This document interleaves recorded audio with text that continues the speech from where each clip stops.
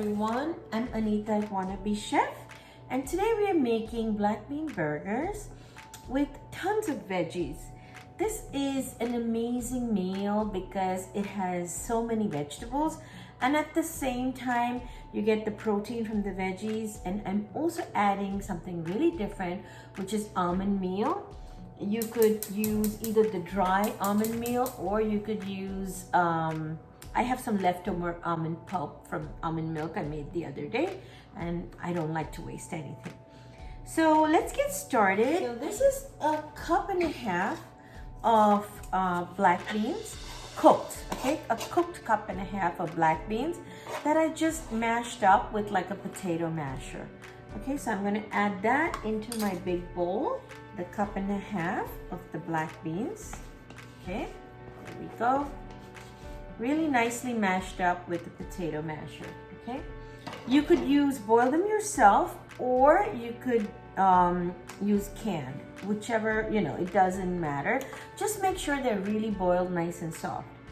And this is a medium onion that's very finely chopped. I actually chopped mine in the food processor today, just because I wanted it really fine. And this is some fresh corn, raw. I just cut it out of the cob. There we go. I didn't do any mashing to the corn. I wanted to keep the corn full. This is some red and green pepper, capsicum, which I just, again, did in the food processor because I wanted it really fine. But I did put it in a strainer and squeeze the water out because, as you know, bell peppers and certain vegetables tend to have a lot of water. So that was a medium bell pepper. I'm gonna just bring all this together. And this is one medium zucchini that I grated, and I squeezed out all the water in a nut bag, or you could even use a cheesecloth, because again, zucchini has tons of water.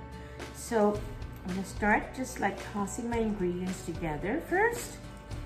And the reason is you really could here omit a lot of other veggies of your choice, or add in like mushrooms if you like. But make sure that you keep the beans, because the beans is really what helps in binding everything, okay? So here is my almond pulp. You can either use almond pulp that's very dry. So I'm just gonna use my hands and bring everything together because it's a lot easier. And you know what else the almond pulp does is it helps you not waste it, but it also gives it a nice taste. If you're not eating cheese, it really gives you a bit of a cheesy taste. So I'm gonna add the salt to season it. There we go. And I'm gonna add some seasoning. I'm adding some zatar seasoning. You can add any seasoning of your choice. You could even add like an Italian seasoning mix, or just oregano and basil and garlic. So really, it's your choice of what you like. I just wanted it a little Mediterranean style. So here we are. We added in all our ingredients, and I'm gonna just add a bit of the liquid smoke. It gives a nice smoky flavor. And I'm gonna add about a cup of chickpea flour or garbanzo flour. You can interchange the two quite easily. And that kind of helps also bind it, because you've added the salt, and the veggies and the salt together will give out some water. So I do like to add a little bit of the chickpea flour. And when you're adding in chickpea flour, the advantage is that you're not adding in white flour and keeping still this gluten-free. So if you don't mind the gluten, you could use regular white flour, but I'm trying to keep these gluten-free. So I am not gonna add any white, all-purpose flour. There we are. So it's really fairly easy once you have your vegetables ready.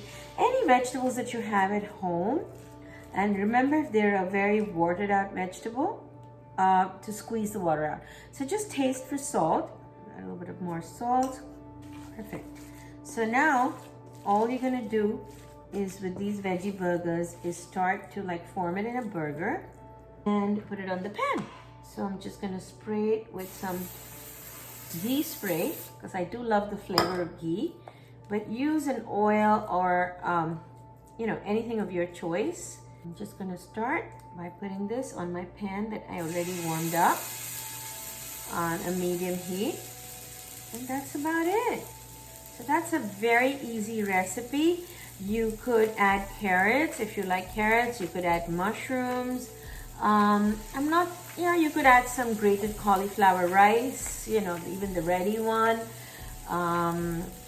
What else could you add? So any vegetables that are not too watery, and if it is a watered out vegetable, like I said, make sure that you drain out the water before you add it in. And the seasoning too is of your choice. I did it today with zatar. Sometimes I use the Italian spices. Sometimes I use the Indian ones where I use some turmeric powder and coriander powder and a little bit of garam masala, which is basically almost like a curry powder. So today I didn't make it spicy because I am serving these with a spicy slaw, with a spicy beet slaw, which I will let you see right now. It's a very nice, tasty beet slaw with just grated beets. I love it. And it's raw beets, grated with a little bit of white vinegar or white wine vinegar and some salt. And you can add any other grated vegetable of your choice. Today I wanted it just beet.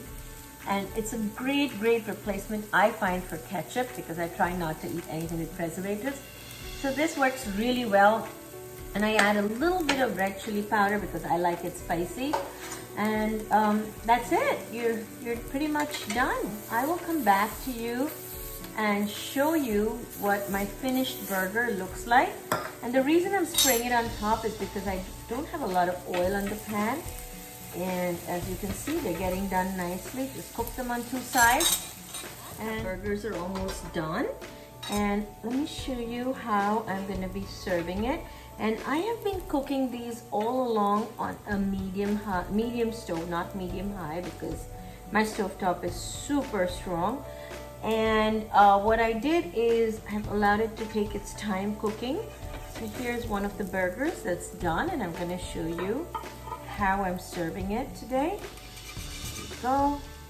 And let me get another nice one. This is a nice and almost done crisp. Look at the color, it's beautiful. There we go. Here's my burgers, and what I'm going to be doing is I have just a kind of homemade pickle of cucumber and peaches, and a homemade slaw, a beet slaw, which is slightly spicy, and of course the burgers.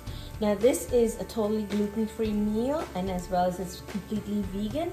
If you do want to serve it with bread, take a bread or wrap of your choice, and feel free. But it's a very filling dinner, which is high in protein and really good, good fats from the nuts and all the veggies. So you really can't go wrong with this, and enjoy it. So subscribe to our link at Wannabe Chef, and please see our link below. And we have some beautiful videos. Please subscribe to them. I am Anita at Wannabe Chef. Bye.